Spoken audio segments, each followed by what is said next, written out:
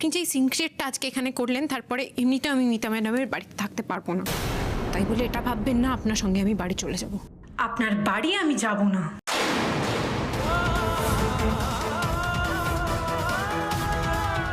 আপনি কেন ফিরবেন না আমার সঙ্গে বাড়িতে? আপনি জানেন সকাল থেকে রাস্তা আমি জানতে চাই না। তিতির, জানতে তো আপনাকে হবেই। আজকে সকাল থেকে পাগলের মতো আমি আপনাকে রাস্তায় রাস্তায় খুঁজে বেরিয়েছি। আপনি আমার জন্য রাস্তায় নামেননি, নিজের ইমেজ বাঁচাতে রাস্তায় নেমেছেন, আর সেই জন্যই আমাকে খুঁজেছেন। যেমন করে এই বিয়েটা আপনি কাটিয়ে দিতে পারেননি নিজের ইমেজ বাঁচানোর জন্য। তিতির, আমি কিন্তু... আপনি যদি আমার জন্য এইসব করতেন, তাহলে আমি যখন বাড়ি থেকে বেরিয়ে যাচ্ছিলাম তখনই আপনি আমাকে আটকাতে পারতেন। তখন মুখের ওপরে বলে দিতেন না, আপনার যেখানে ইচ্ছে আপনি যেতে পারেন, আমি আপনাকে আটকাবো না। করো ঝগড়া, আরো ঝগড়া করতে করতে একে অপরকে আঁকড়ে ধরো দিদির। আমি এটা পারিনি, কেউ অন্তত পারুক।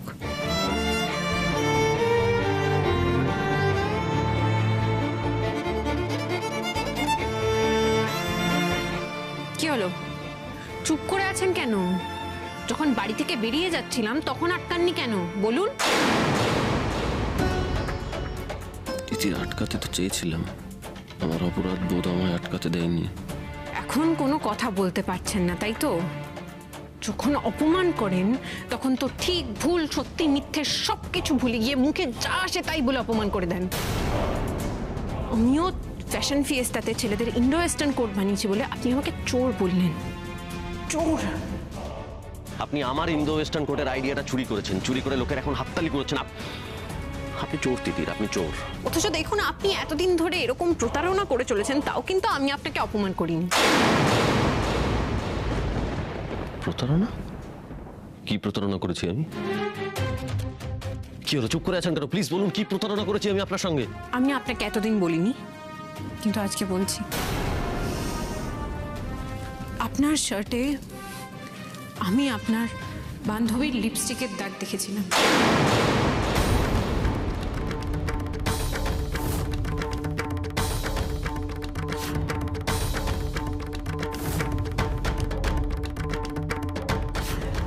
আপনার ফোনে আপনার বান্ধবীর মেসেজ দেখেছিলাম পিঙ্ক ডেজার্টে যাওয়ার কথা।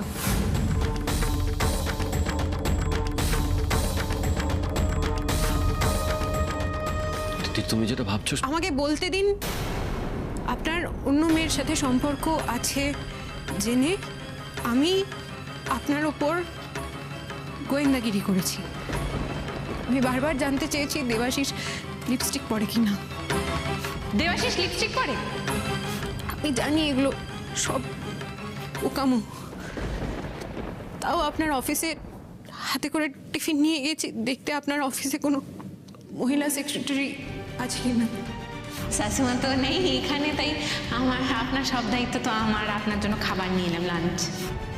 আপনি কার সাথে ফোনে কথা বলেন সেটা আমি আড়িও পেতেছি।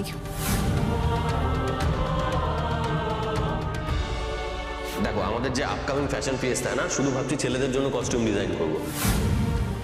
সেই জন্য তিতির আমার দিকে তাকিয়েছিলেন, আর আমি ভাবছিলাম ও ইন্দো ওয়েস্টার্ন কোটের আইডিয়া চুরি করছিলেন। আপনার বান্ধবী আপনাকে টেক্সট করেছিল সন্ধ্যে 6টায় পিঙ্ক ডেজার্টে। আমি সেখানেও গেছি। বলছি, সোমরাজ ব্যানার্জির বুকিং কোন টেবিলে আছে বলতে পারবেন একটু?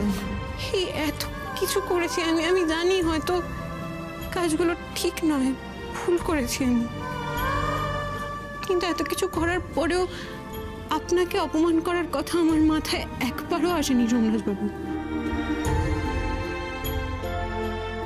আর আপনি কি করলেন? আপনি আমার জীবনের এত গুরুত্বপূর্ণ একটা দিনে কি বললেন আমাকে? চোর।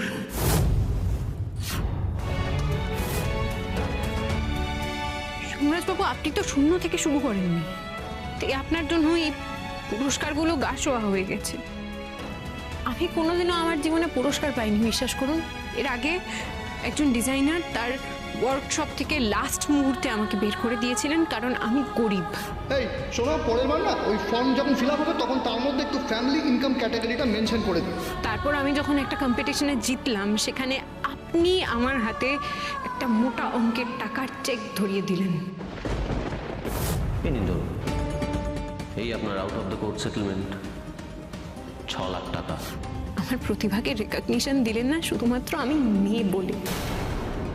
আমি আপনাকে আমার অফিসে রিক্রুট করব না, তার কারণ হলো আমি আমার অফিসে কোনো মহিলা রিক্রুট করিনি। আজকে যখন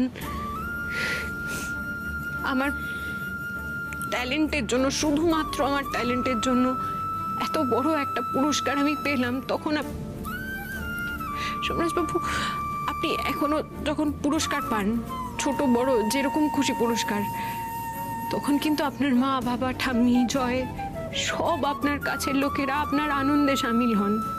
এই ফ্যাশন ফিয়েস্টার মঞ্চে যখন আমাকে আমার ট্যালেন্ট দেখে পুরস্কৃত করা হচ্ছিল, তখন তো আমার বাড়ির মা বাবা দুই পরিবারের কেউ উপস্থিত ছিলেন না, আমার আপনজনেরা। শুধুমাত্র আপনি ছিলেন, আপনি। ওই এক হল ভর্তি লোকের হাততালির মাঝখানে আমি না বারবার আপনার দিকে তাকাচ্ছিলাম। আমি বোঝার চেষ্টা করছিলাম আপনার কি আনন্দ হচ্ছে। যখন যারা আমার বানানো ইন্ডো ওয়েস্টার্ন কোটের প্রশংসা করছেন, তখন না আপনার দিকে তাকিয়ে, আপনার চোখের দিকে তাকিয়ে আমি বোঝার চেষ্টা করছিলাম আপনার কি গর্ব হচ্ছে আমার ওপর। কারণ ওই জায়গায় তো আমার চিহ্ন একমাত্র আপনি ছিলেন, যাকে আমি নিজের আপনজন ভেবে খুব বড় ভুল করে ফেলেছি। তিতির, এখন কথাগুলো বলছি বলে খুব অপমানে লাগছে, তাই তো? কিন্তু আমি জানি এই কথাগুলো আপনার ভেতর অব্দি পৌঁছচ্ছে না। আপনার চোখে আমি গর্ব দেখার চেষ্টা করছিলাম, কিন্তু তার জায়গায় আমি রাগ আর ঘৃণা দেখেছি। এতটাই ঘৃণা আপনি পার্টিসিপেটই করলেন না। Very sorry, I quit. অথচ দেখুন, আমি পুরস্কার পেতে পারি বা আমার জেতার একটা চান্স আছে জেনেও আমি কিন্তু হ্যাংলার মতো অডিটোরিয়ামে দাঁড়িয়ে থাকিনি। আপনি বেরিয়ে গেছেন বলে আপনার হয়তো কষ্ট হয়ে থাকতে পারে বা আপনি রেগে থাকতে পারেন, যাই হোক না কেন, সেটাকে একটু হলেও লাঘব করার জন্য আমি আপনার পেছন পেছন অডিটোরিয়াম থেকে বেরিয়ে এসেছিলাম। আর আপনি কি করলেন? আপনি আমাকে চোর বলে দিলেন। আমাদের তো ছোটবেলা থেকে শেখানো হয় যে কোনো স্বল্প পরিচিত বা অপরিচিত মানুষ যদি কিছু অ্যাচিভ করে তাহলে তাদেরকে আমরা কংগ্রাচুলেট করি, সাধুবাদ জানাই। আমি তো আপনার স্ত্রী।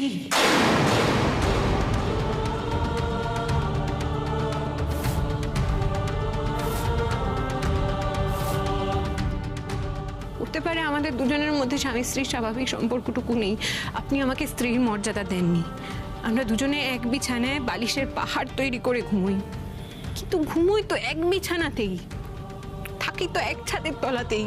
এক ছাদের তলায় দীর্ঘদিন থাকলে তো সাপে নেউলের মধ্যেও বন্ধুত্ব হয়ে যায়। আমাদের মধ্যে কি সেই বন্ধুত্বটুকু সম্পর্ক গড়ে উঠতে পারেনি?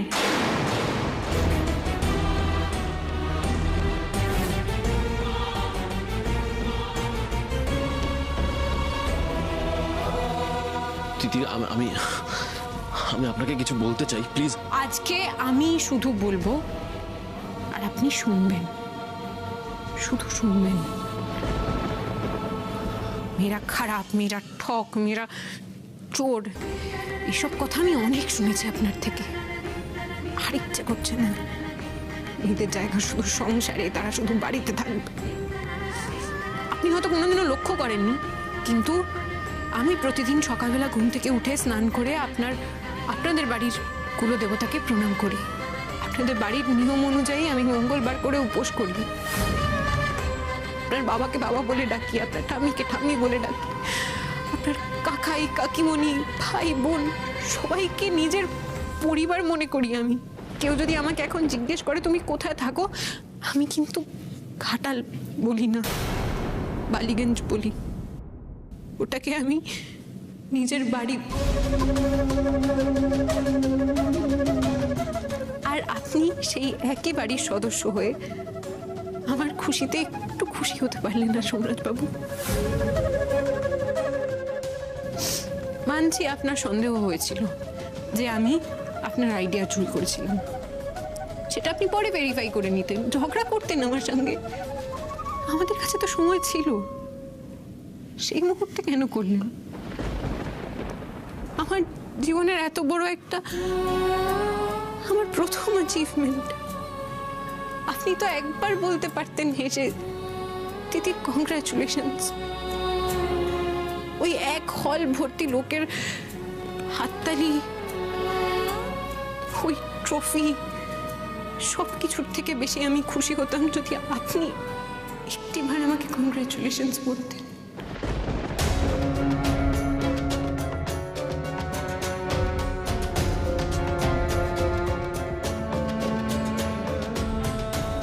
একটা না কথা বলে তো আমার হাঁপানোর কথা, আপনি হাঁপাচ্ছেন। আপনাকে জল এনে দেবো? লাগবে না, লাগবে না দিদিরা।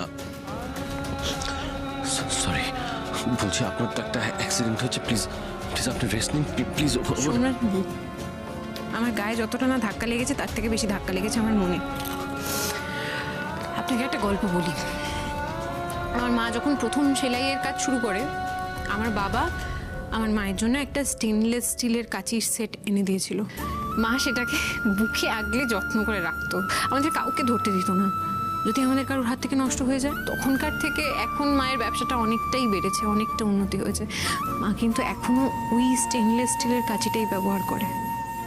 অদ্ভুতভাবে সেটা এখনো ওইভাবে তোলা তোলা করে ব্যবহার করে, কাউকে ধরতে দেয় না। আমি বুঝতাম না মা কেন যত্ন করে ওটাকে এত। কেন করেন বলুন তো?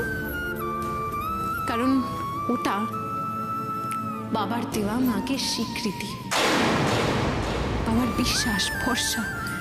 সুমিত্রা তুমি পারবে, সুমিত্রা তুমি আজকে সংসারের হালটা ধরেছো। বাড়িতে হয়তো ভাতের অভাব আছে, কিন্তু সুখের কোনো অভাব নেই। আমার রোজ রোজ কাজ থাকতো না বাবা, ফলে রোজগার পাতিও ছিল খুব সামান্য।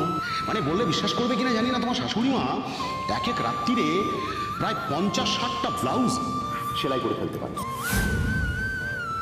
ওই কাজের সেটটা মায়ের কাছে বাবার দেওয়া ভালোবাসা, যেটা মা দিনের পর দিন ঝড়ঝাপটা সত্ত্বেও বুকে আগলে রেখেছে।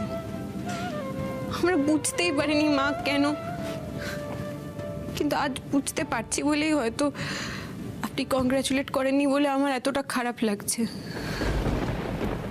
মায়ের কাজটা যতই সামান্য হোক,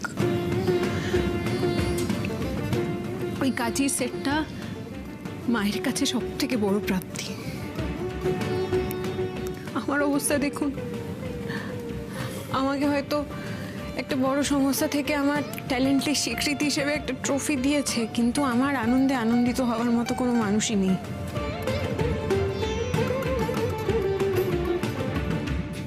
তার বদলে কি জুটলো? চোরের অপবাদ। আমি চোর।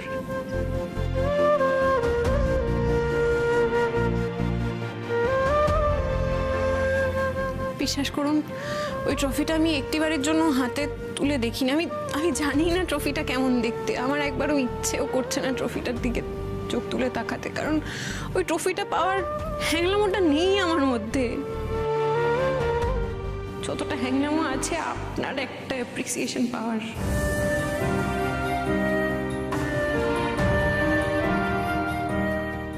আর এসব আমি কেন করছি সেটাও জানি না।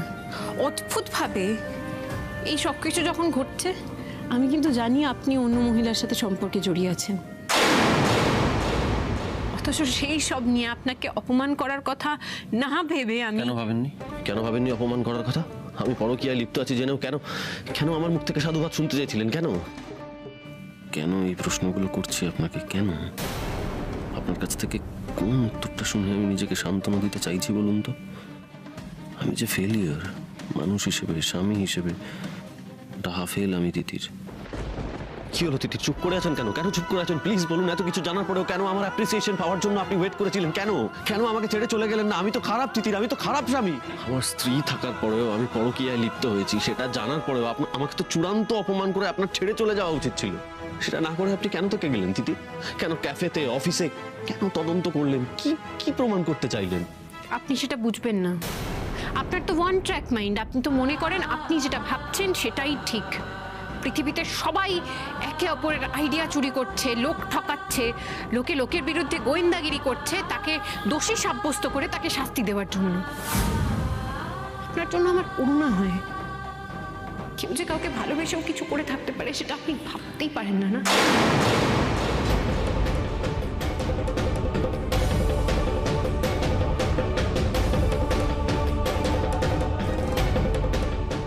ভালোবাসা?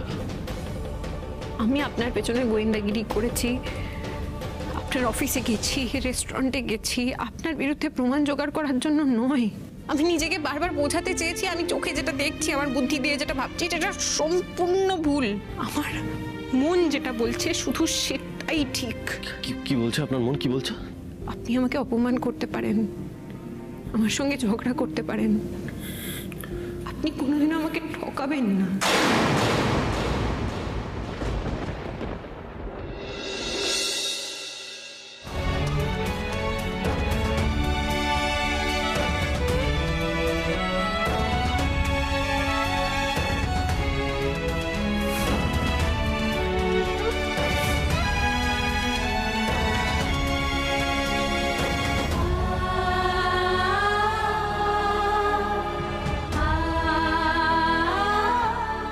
এই তোমরা কফি। প্লিজ তিতির, বাড়ি ফিরে চলো, বাড়ি ফিরে চলো। আমি কখনো তোমার ভালো স্বামী হতে পারবো না, কিন্তু তবুও তুমি এতদিন আমার ভালো বন্ধু হিসেবে পাশে ছিলে। এবার প্লিজ আমাকে একটু সুযোগ করে দাও ভালো বন্ধু হিসেবে তোমার পাশে থাকা। প্লিজ বাড়ি চলো, না করো না, বাড়ি চলো তিতির, প্লিজ প্লিজ বাড়ি চলো। কি ভালো দেখাচ্ছে দুজনকে। এটাই তো চেয়েছিলাম আমি, তোমাদের জীবনটা এক সুতোয় বাঁধা থাকুক। আমি এত কাঁদছি কেন? কেন আমার চোখের জল বাঁধ মানছে না?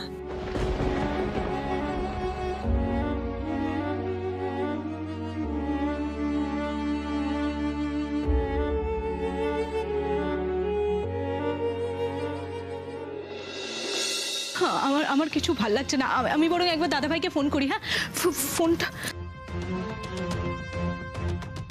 প্লিজ তিতির, বাড়ি ফিরে চলুন প্লিজ।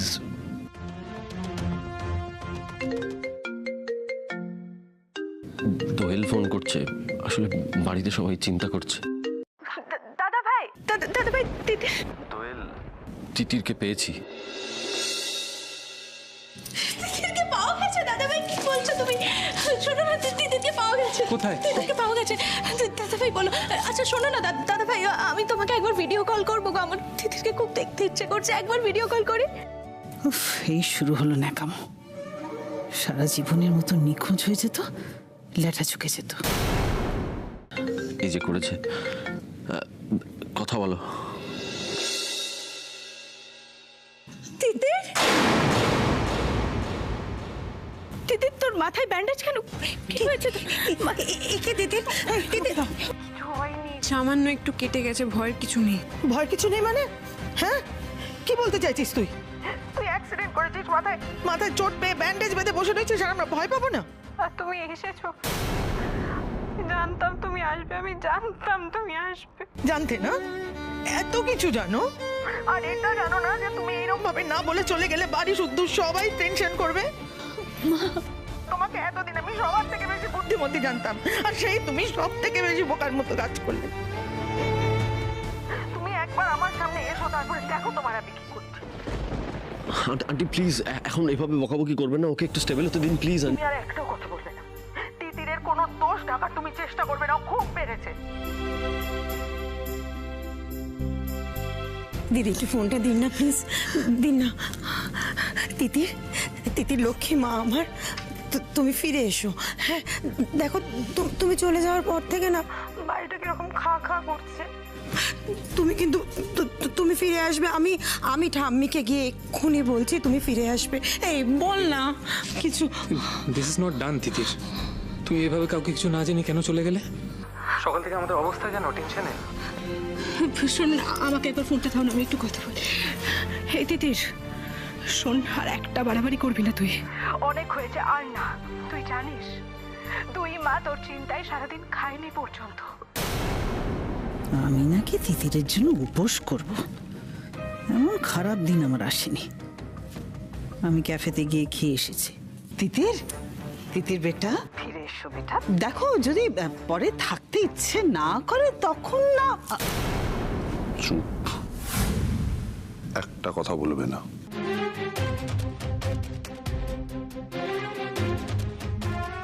তিতির, সত্যি করে বলো, শরীর ঠিক আছে? আছে বাবা। তোমাকে তো বুড়ো বাবা বলেছিল তার বোকা ছেলেকে একলা ফেলে রেখে চলে না যেতে, গেলে কেন? কি হলো, চুপ করে আছো কেন? এটা এটা কার গলা? এত চেনা লাগছে। তোকে তো বলেছিলাম যে আমার ছেলেটাকে ফেলে চলে যেও না। কেন গেলে মা? উত্তর দাও।